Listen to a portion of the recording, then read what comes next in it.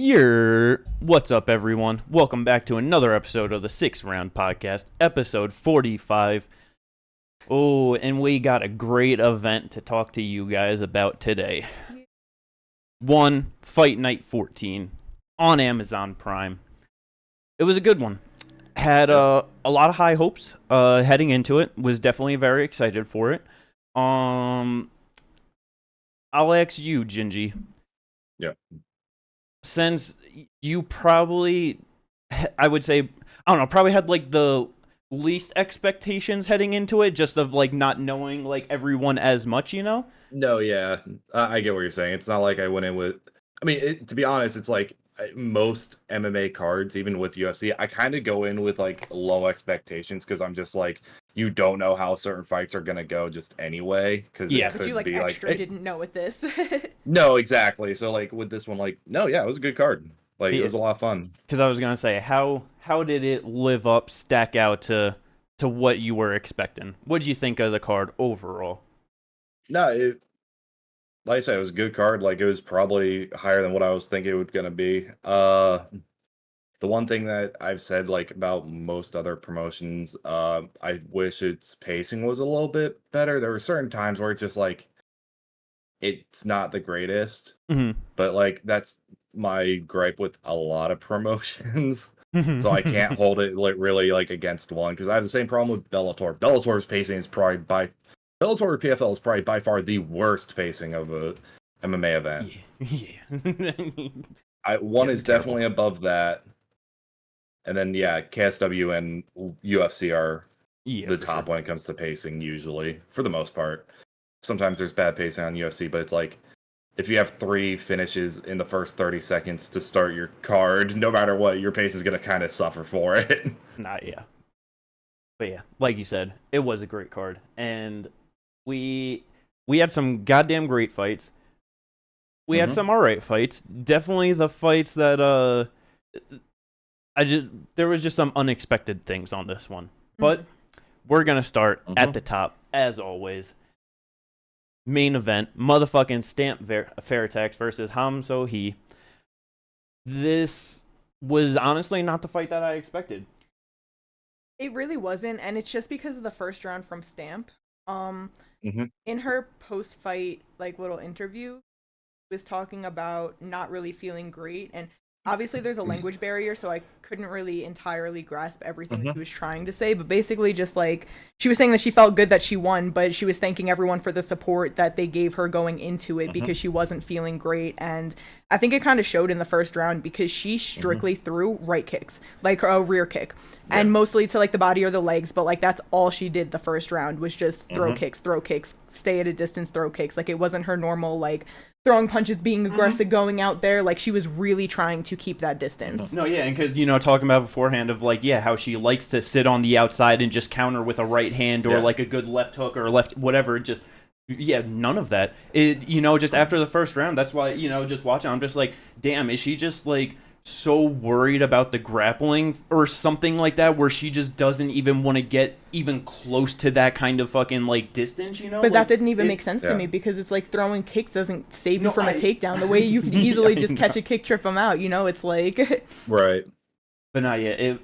Fucking Ham, there was I don't know, probably like 3 left hands in that first round. She landed pretty good on Stamp. So maybe it was just the boxing, the hands of Ham that like she didn't really want to mess with, but that's why I feel like it had to do with her not feeling well because I've never seen her fight like this. She's never been scared to get punched, scared to be in there, like, and not that she looked scared, but like she was clearly not trying to. Just so unwilling to. Yeah. Yes. That was the thing in the post-fight interview when I like from what I was hearing from what she was saying like.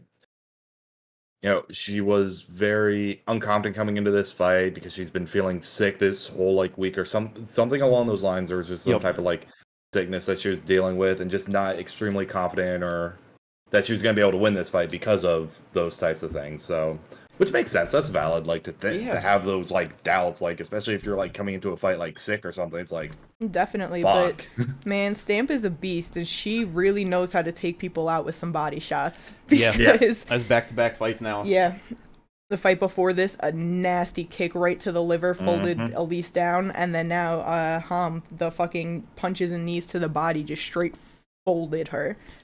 Yeah, towards like the end of the second round and like into the third, that's when you started to see Stamp get a little bit more comfortable in there, started to like, and that's like in the preview. It's a very noticeable thing of like, just starting off more basic, just like, all right, gonna like stick to this. But then as soon as like she starts to find those like opportunities, then she fucking goes for them, man. Hell yeah, because even with vicious intent. Because even in the second round when Ham got the takedown, if it wasn't for the bell, Stamp would have gotten that armbar.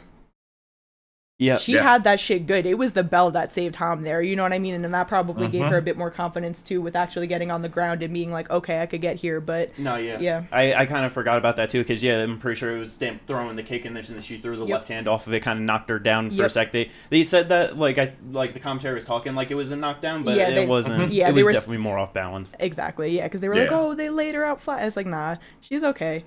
But Ham definitely took advantage of that. But yeah, Stamp with the armbar attempt.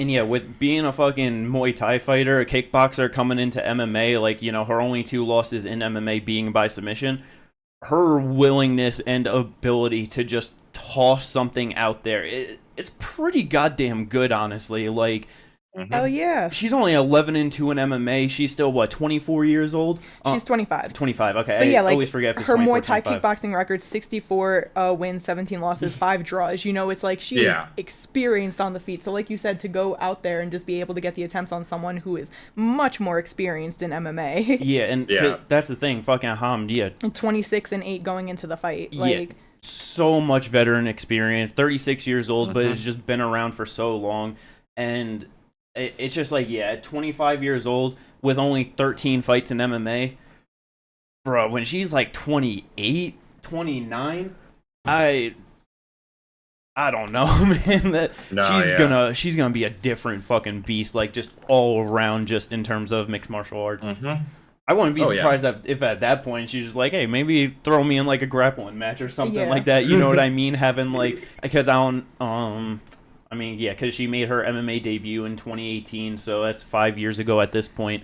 Another 4 or 5 years from now, she'll be doing jiu-jitsu for fucking a decade at that point. So it's like, I wouldn't be surprised if she's like, fuck it, let me. Yeah, she's the first 3-sport champ. Let's make her the first 4-sport champ. That would be fucking insane.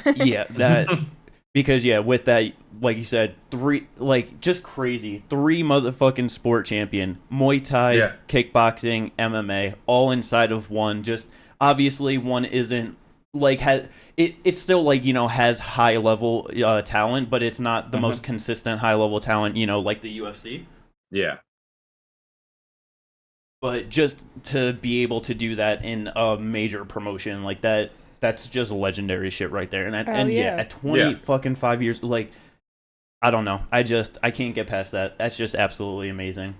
And with that win, kind of talking about it beforehand, but there are just so many different ways that one could go with her and like what they want to do. Obviously, she is a very big star for them.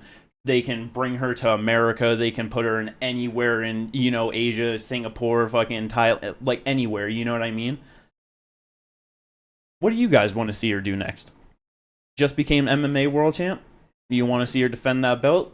Do you want to see her maybe try and get another title in a different sport, maybe a different weight class? What are you guys thinking? Well, the only sport left for her in one is submission grappling, and I think that's the least likely right now. I think that's something she should probably wait on because their grapplers are insane, and it's something that they've been doing for a long time. Yeah. Because it's like, even with you saying that, like, in a few years she'll be doing it for a decade, someone like Danielle Kelly been doing it since she was 10. So she's already past 10 years. Give her 5 more years, whatever it is, that's 20 years under her belt. Like, and when I say like different sport, I mean, like, because I know she's already had the Muay Thai and kickboxing one, but like, does she go back to it? Like, really? Because like I said, maybe down the line she'll do some submission grappling, but there ain't no way she's hopping into that shit right now. So there. No.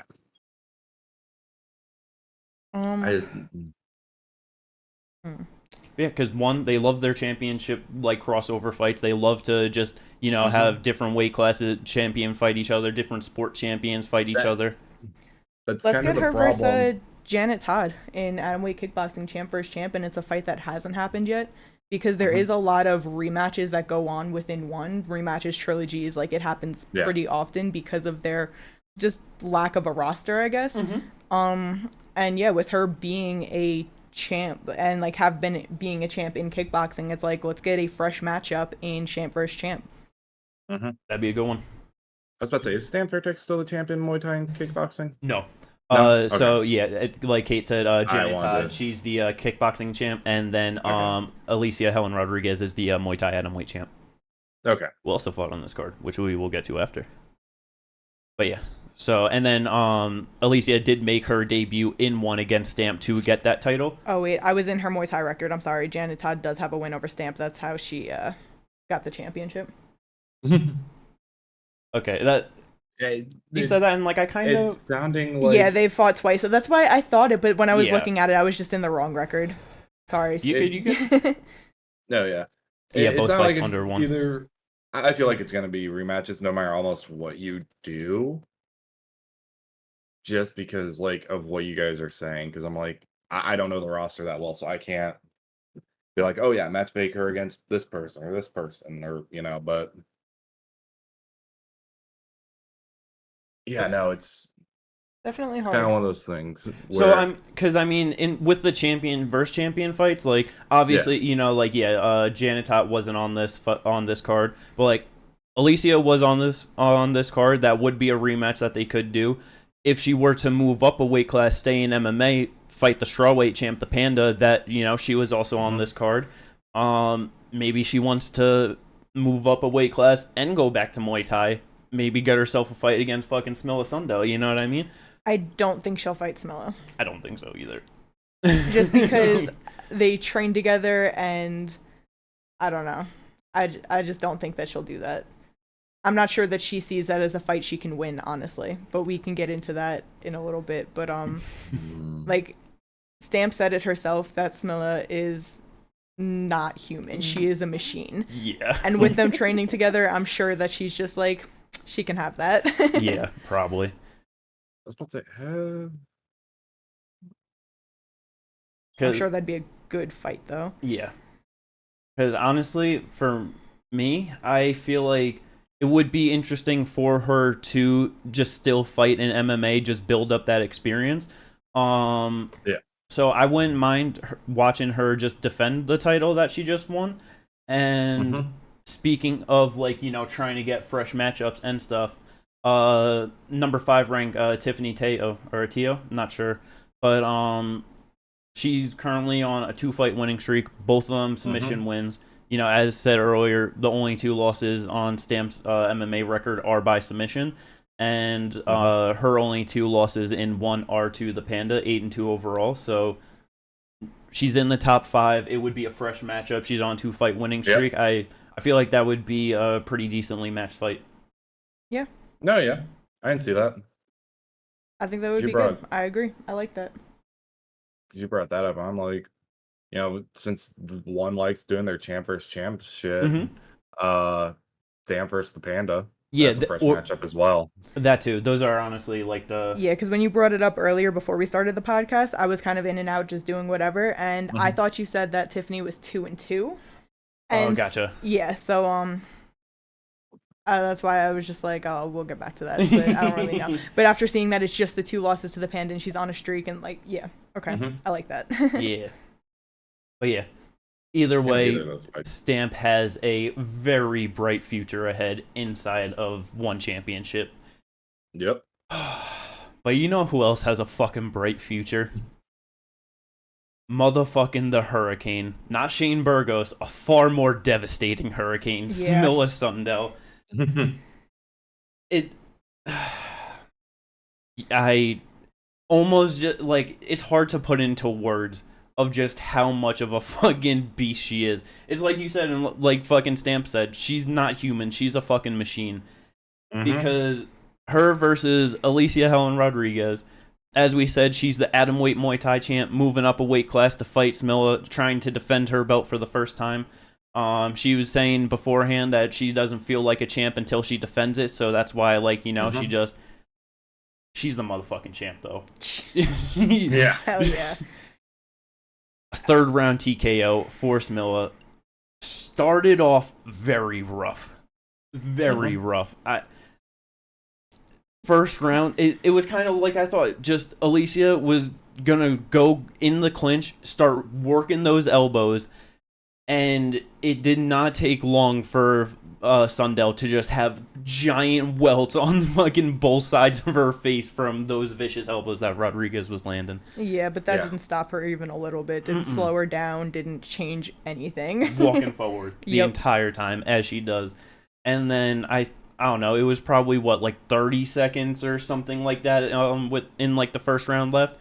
I don't even know if there was that much time left. Maybe it was definitely close to the end of the first round. Just lands a vicious bomb on Rodriguez that when that shit landed, I thought she was just gonna faceplant right I did forward. too. She was for sure dead on her feet for a second. Like she was not there. You just seen her kind of and just come. I don't know how she came back like that. Yeah, tough as hell. She's definitely tough as hell, but that changed everything. Yeah.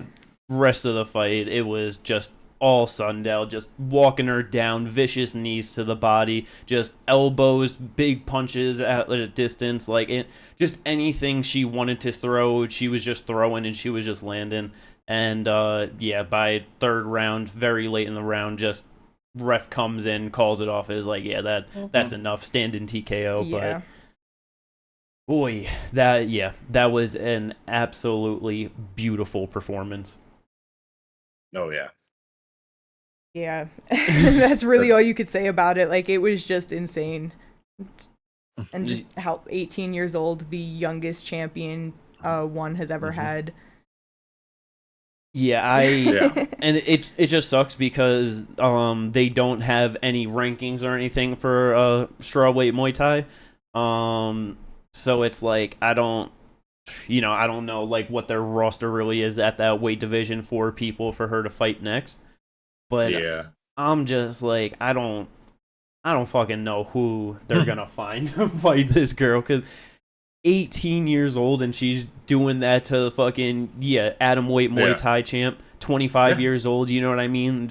Has a win over Stamp Fairtex. Like, what do you? It's like she got that height and reach on her too, 5'8", like. And beat Janitada in her last one too. Like, for Allycia.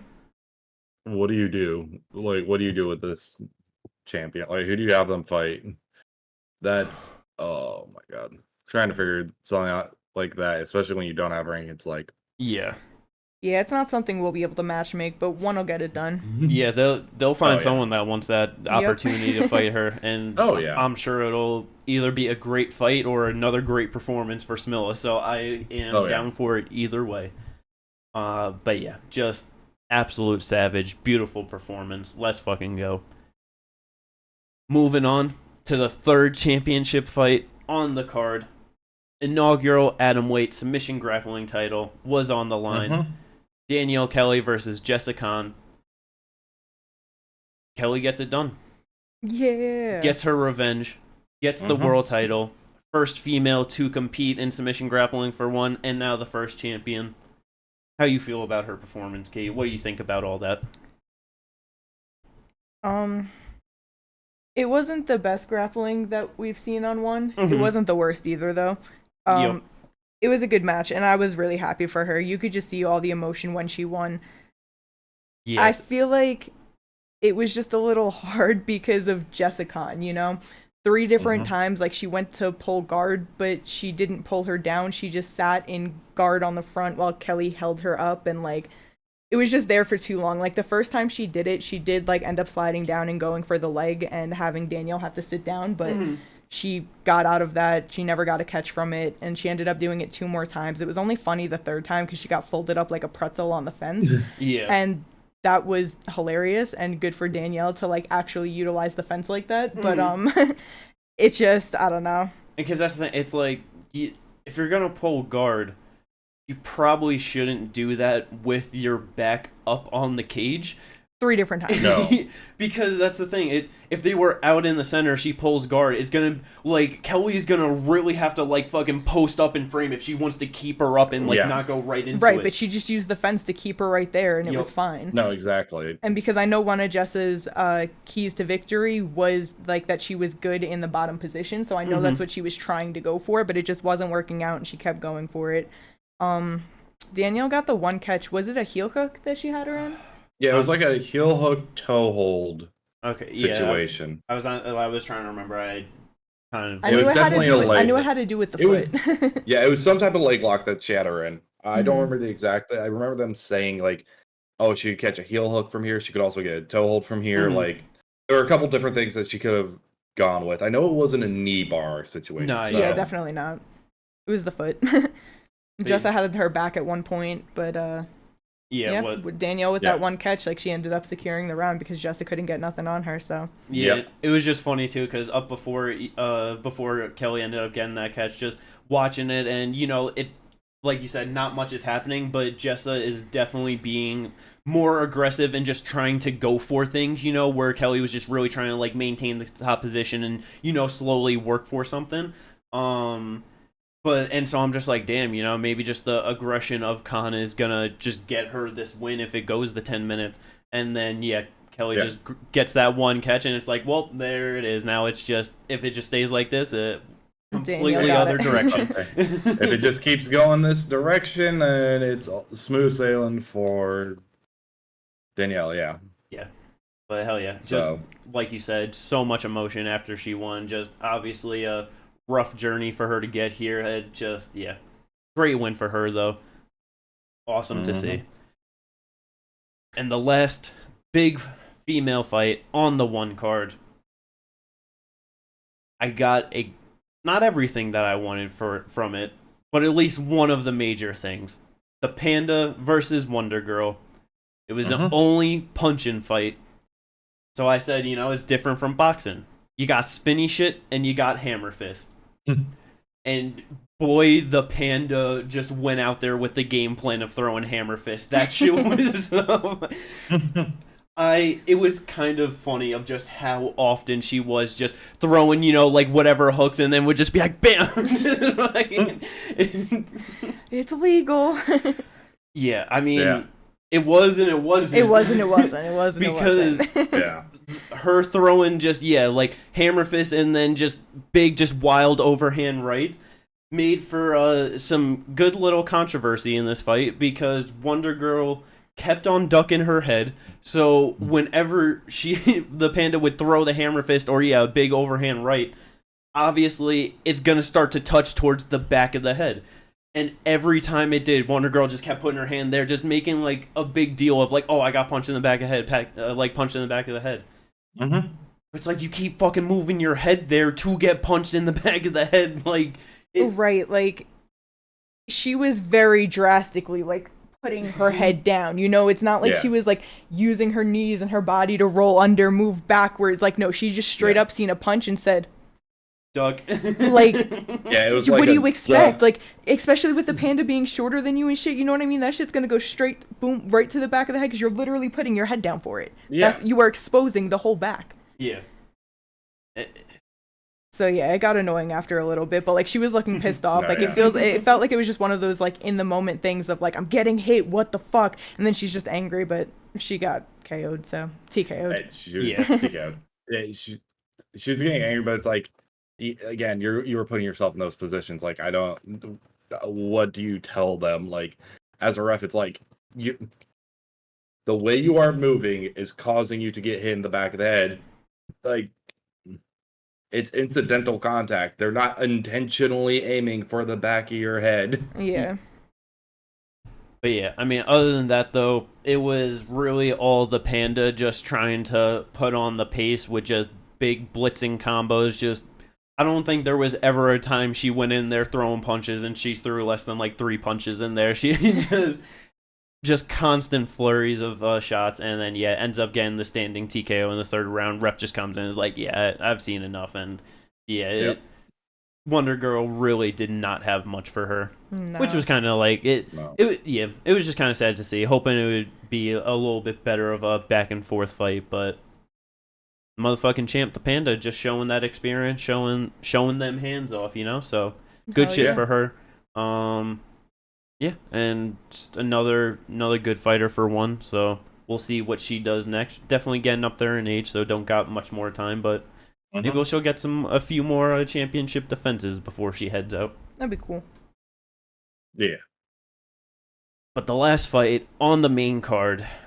The only fight to go to decision. I mean, I know the grappling went to decision, but that's grappling. Yeah. The only fight. Boy, this was not what I was expecting. Nope. It wasn't what I was expecting. Lineker versus Lohman. Lineker gets the decision win in a lackluster fight overall. Yeah. Who would have ever thought that John Lineker would be in a not that great fight? Just that, I don't know. That was just crazy. No, seriously, that's what I'm saying. Like, literally, the only fight from start to bottom, like from the start to end, that went to a decision. It's insane. Yeah, it just wasn't that great of a fight to begin with, like throughout the whole thing. Like, if it had been like a back and forth war that went to a decision, like a Gaethje Fiziev type deal, Yeah. it'd be great. Wasn't that? Nah, I mean, Lohman, he did the smart thing. He's just like, I'm not getting bombed on by this guy. Yeah. You gotta understand it, but yeah, I Lineker understand it. he got taken down in the first round, was able to reverse it, land some shots on top. But then after that, it was just Lohman shooting, Lineker stuffing the shots, and just looking for just his classic, just big hooks to the body, to the head, and it's like when you're the smaller, shorter guy, and you know that they're just gonna be swinging wild hooks on you. For the most part, it's pretty easy to just back away and avoid most of them. So, it wasn't the greatest fight, but Lineker gets himself another win inside the bantamweight division in one. You know that Andrade got a fight with Jonathan Haggerty coming up, but do you think that performance is enough to get Lineker a third fight with Fabricio? Probably. Yeah. I was about to say, Their first fight was a no contest. Second fight, we know how that went. Yeah, you got Molly whopped. Yeah. But he's on a 2-fight winning streak now. I mean, he literally fought 7 weeks ago, so if he wants to fight again in the meantime waiting, I'm sure he could easily, and if he wins that, then who else? Yeah. Because just looking through the rankings earlier, I feel like the only thing that honestly, what I would like to see a bit more is I'd like to see him fight number 4 ranked Quan Wan the second. Or no, ill. It's just showing it fucking looks like 2, right? Yeah. Quan Wan ill, same shit. You know what I mean? But yeah, he's on a 2-fight winning streak. He got a second round finish over a number 5 ranked guy. His only loss to the current champ, Fabricio. Yeah. So I just feel like that would be a good fight to just have Lineker fight in the meantime. Because, Fabricio, they're fighting in November, so, it's not too far away. But like you said, if Lineker just wants to stay active, just get more fights in. Get another win over a number 4 ranked guy, you know what I mean? It just 3-fight win streak be a great way to cement that title shot, Yeah. Give it a little bit more time, just a little bit more hype to the trilogy. But hell yeah, I don't know. I feel like that would be good. No, that makes sense to me. Other than that, though, that's all of the fights on the main card. But the motherfucking prelims, these shits popped off, honestly. Yeah, they did. Every single fight went to a finish. Where you guys want to start at with it? What were you guys most excited about after it happened? The Asa Tempao knockout. That was so nice. Just a clean right hook. has Rambolek falling down, and as he's falling down, just boom, head kick over. Yeah, that was nasty. I didn't know much about either of them coming in, but just seeing fucking Rambolek, and I'm just like, oh yeah, hope that this guy wins, and like it was a good fight, like throughout it, Yeah. you know what I mean? So it finishing like that is like, damn, yeah. That was a fun fight. That was a nasty knockout. And just, like I said, just so clean. Going from the right hook into the head kick. Just beautiful. Just caught him falling into the cage. Yeah, he's like, nah, I'm going to get you one more time before you hit the ground to like, there ain't going to be no 10 count or nothing after this. I'm ending the fight here. Hell yeah. That was a good one. That one was just done. What about you, Gingy? Which one did you like afterwards the most? Dimitri versus, is it Sitsong Panong? Yes. Yeah. All right, that one. Because Sitsong Panong was getting knocked down all over the place. He was getting almost thrown around in the ring. Like, I know it was a Muay Thai fight, but fuck. Yeah. Well, shit, that's how it ended, was the 3 knockdown rule.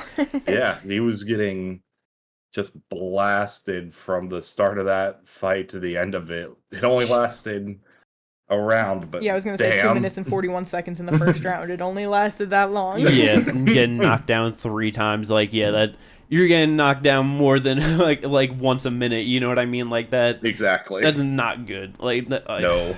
Yeah. Very sad for him. I was hoping that he would get this win, but yeah, Dimitri, he got absolutely destroyed by Ursel in his one debut for the belt. So yeah, what a way to come back. Yeah, came out with a motherfucking vengeance. So I mean, shit, does that a couple more times, and he'll probably get himself a rematch with Ursel. So. Oh yeah. But yeah, that was definitely some good shit there. Other than that, yo, Mauro Cirilli and Paul Elliott. I'm sorry, but we have to talk about that one. We gotta talk about this. Heavyweight MMA. I have never seen someone's face explode with blood so crazily from one shot. Yeah. Yeah. Cirilli lands an elbow straight to Paul's forehead, and that shit just it just literally exploded. Yeah, blood everywhere, just all over his face. Like one more punch afterwards, the blood splatter on the mat was ginormous. Yeah, I was about to say, just watching the fight, you can watch and literally not really mark. Holy shit, that's a lot of blood. Yup. Yeah.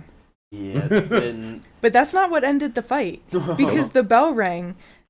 And, go to their corners. Yeah, they go to their corners, and you see Elliot over here, arms stretched out, and he tore his bicep during that shit. Yep.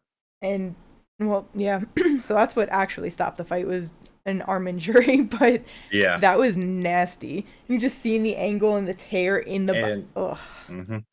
And with the way the fight was going, like, even if he had not injured his arm, we knew where that was going to keep going. Sure. Like, he was just going to keep getting mauled on the ground. Yeah, this dude never been 4 minutes in a fight, and now he just got cut open, beat up, and he was heading into a second round, after getting grapple fucked the entire time. Like, yeah, he was not winning that fight. Yeah, heavyweight guy. He was 3-1 going into this against 14-5. And like you said, never even been to 4 minutes, let alone a second round. Yeah. But yeah, that was absolutely nasty. And then I feel like the only other real thing bring up from the prelims that was some good shit. Motherfucking Edward Foleyang, 39 years old, but still out here getting a beautiful 3rd round knockout over Amir Khan, not the boxer, even though shit, he got slept like the boxer, you know what I mean? So oh my god. But he was not looking great for a majority of that fight. Just honestly looking slow, was just not able to close the distance. He's 38 years old. Yeah, or I mean, I know Tapology has 38. One was showing 39. I don't know which one is which is which. Either way, 38, 39. Damn near 40. I was about to say, in terms of combat sports, the difference between 38 and 39 is very negligible. Yeah. He's an old man at this point in combat sports, you know what I mean? But yeah, he's 36, he'd be old in combat sports. Yeah. But he's damn near ancient. heading into it was on a very rough streak, losing 5 of his last 6 fights, getting only a decision win over John Wayne Parr in 2022. But yeah, that was just 3rd round, lands that left hand, just fucking sits him down, and yeah, that was just good shit for him. Very happy to see that for him, and yeah, just good shit. Beautiful. Yeah. No, it was. Other than that, though, that's basically gonna wrap up the 1 card. Yeah. Yeah, we didn't have any UFC. No UFC. Nope. There was PFL Europe where Cedric Doumbé got that first round finish. 7-second knockout. Yeah, 7-second knockout. PFL ruled it 9 seconds, but it was 7. This dude walked out with a mattress for his opponent. Yeah, that. Did you see him like right before the fight, where like they call the fighters to the center, like he's like hyping up the crowd, like getting the crowd all high, and I'm like, this dude's a fucking star. Yeah. The UFC fumbled. Oh, hell yeah.